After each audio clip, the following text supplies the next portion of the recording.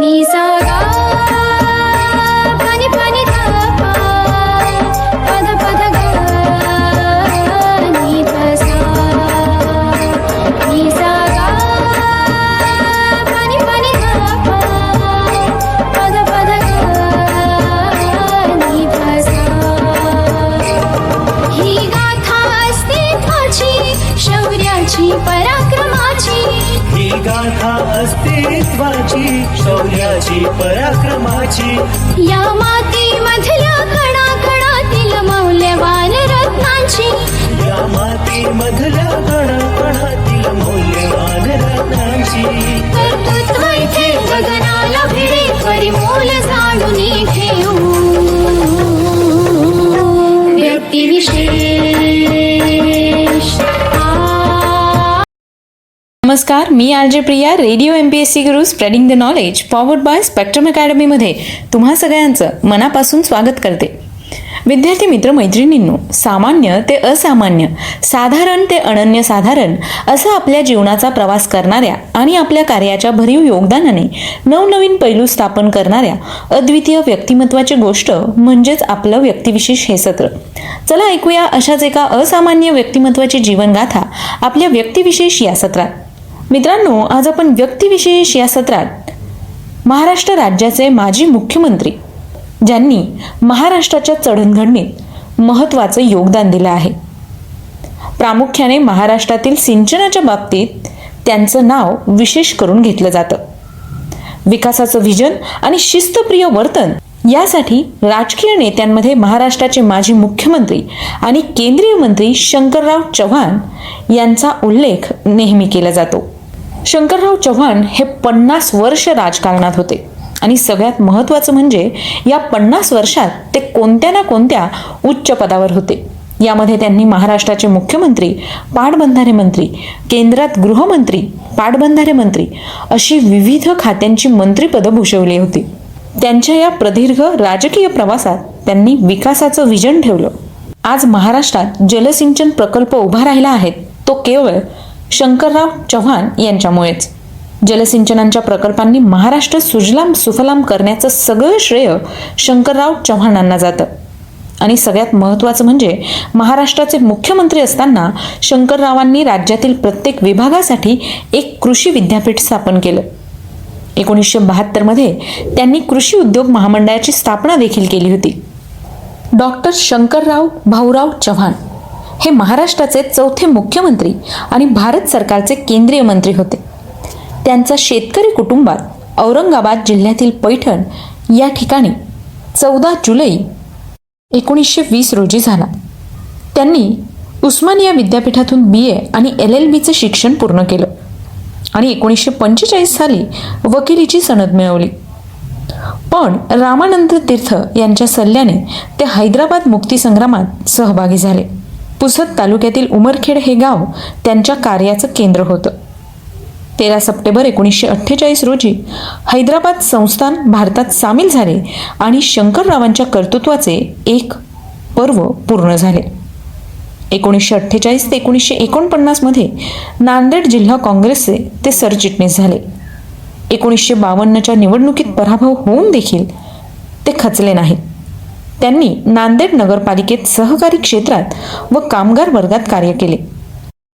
1956 मध्ये ते नांदेडचे नगराध्यक्ष, याचबरोबर नांदेड जिल्हा मध्यवर्ती सहकारी बँकेचे अध्यक्ष आणि हैदराबाद राज्य सहकारी बँकेचे संचालक अशी विविध पदे त्यांनी या काळात भूषवली होती.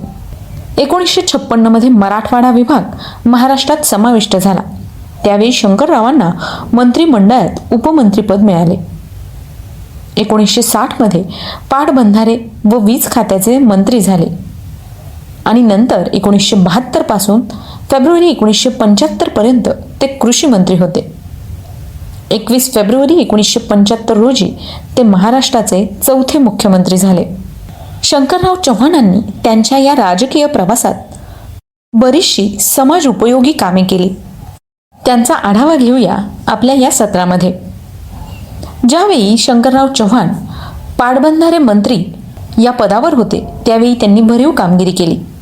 कृष्णा गोदावरी पाणी तंट्यात त्यांची भूमिका ही वाखाणण्यासारखी आहे. गोदावरी, पूर्णा आणि मांजरा या धरणांद्वारे त्यांनी मराठवाड्याचा विकास घडवून आणला. मित्रांनो, तुम्हाला जायकवाडी प्रकल्प माहितीच असेल. जायकवाडी प्रकल्प हा शंकररावजींच्या प्रयत्नांचे मोठे फळ आहे. भ्रष्टाचाराचं निर्मूलन, अधिक कार्यक्षम प्रशासन, 10 लाख टनांहून अधिक धान्य उत्पादन अशी त्यांची धोरणे होती. कोणताही प्रश्न ते समझोत्याने सोडवित असे, विशेषतः राजकीय प्रश्न. ज्या वेळेला मे 1975 मध्ये राज्य सरकारी कर्मचाऱ्यांचा संप होता, तो संप त्यांनी अतिशय उत्कृष्ट पद्धतीने हाताळला होता आणि त्यावरून हे सिद्ध झालं. रामानंद तीर्थ व गोविंद श्रॉफ यांना ते राजकीय गुरु मानायचे. महाराष्ट्राचे माजी मुख्यमंत्री, माजी केंद्रीय गृहमंत्री, मराठवाड्यातील काँग्रेसचे ज्येष्ठ नेते स्वर्गीय शंकरराव चव्हाण यांचं योगदान महाराष्ट्रातील राजकारणात खूप महत्त्वाचं आहे आणि खूप मोठं देखील आहे. पाणी अडवा, पाणी जिरवा ही त्यांची घोषणा बोधवाक्य ठरली.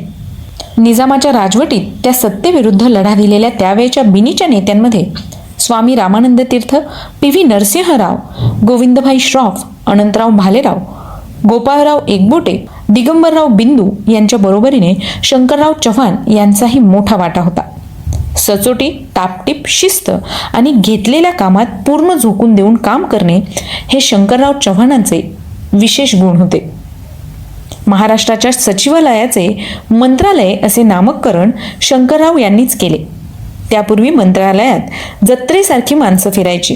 त्यांना शिस्त लावण्याचं काम हे शंकररावांनी केलं असं म्हणायला काहीच हरकत नाही. प्रत्येक मजल्यावर चहाची गाडी ही शंकररावांचीच कल्पना. शेतीला 12 माही पाणी आणि 8 माही पाणी या वादात गरीब शेतकऱ्यांच्या बाजूने उभे राहणारे ते म्हणजे शंकरराव चव्हाण. 70 बादल्या पाणी उसाला याला पहिला विरोध केला तो शंकरराव चव्हाणांनी. शेतकऱ्यांची सावकारांकडे गहाण पडलेली भांडीकुंडी मुख्यमंत्री झाल्यावर 50 कोटी रुपये अदा करून त्यांनी सोडवून दिली. मुंबईतील गिरण्यांच्या जमिनी मालकांच्या घशात घालायला शंकररावांचा विरोध होता आणि म्हणूनच गिरणी कामगारांचं मरण 2 वर्षांनी लांबलं. मुख्यमंत्री होण्यापूर्वी ते पाटबंधारे आणि वीज मंत्री होते. मित्रांनो, आज महाराष्ट्रात जी धरणं दिसत आहेत त्यात बाळासाहेब देसाई यांनी उभे केलेले कोयना धरण वजा केलं तर या महाकाय धरणांमध्ये जायकवाडी, उजनी, अप्पर वर्धा, काईसरार, अरुणावती, विष्णुपुरी ही सगळी धरणे शंकरराव चव्हाण हे पाटबंधारे मंत्री असतानाच झाले आहेत. महाराष्ट्राचे वीज मंत्री असताना कोराडी, पारस, एलदरी, चंद्रपूर हे औष्णिक वीज केंद्रे शंकरराव चव्हाणांच्याच काळात उभी राहिली.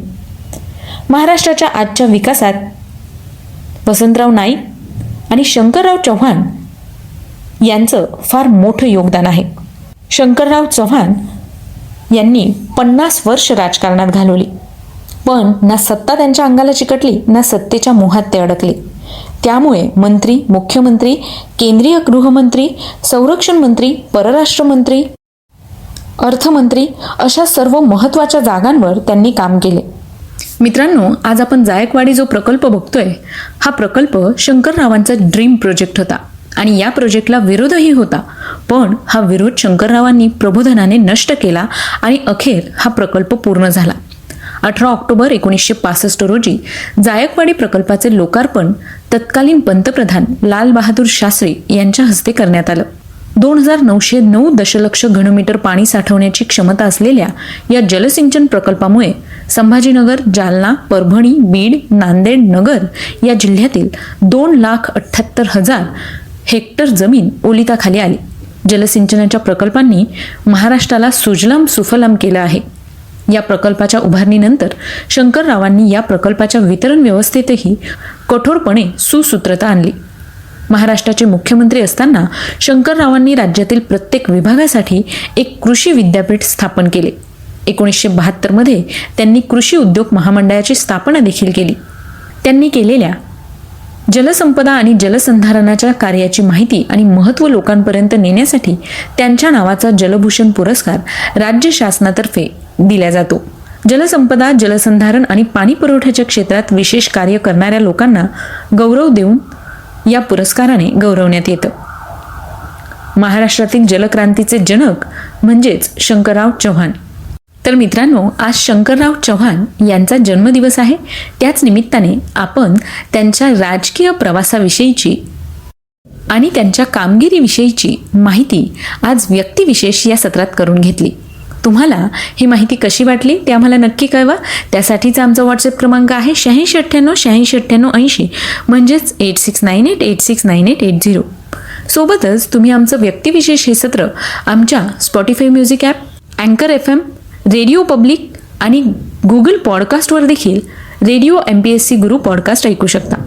चला तर मग मित्रांनो, मी RJ प्रिया तुम्हा सगळ्यांची रजा घेते. पुन्हा भेटूया अशाच एका विशेष सत्रात एका विशेष व्यक्तीची जीवनगाथा ऐकण्यासाठी. याला विसरू नका, radio MPSC Guru spreading the knowledge, powered by spectrum academy.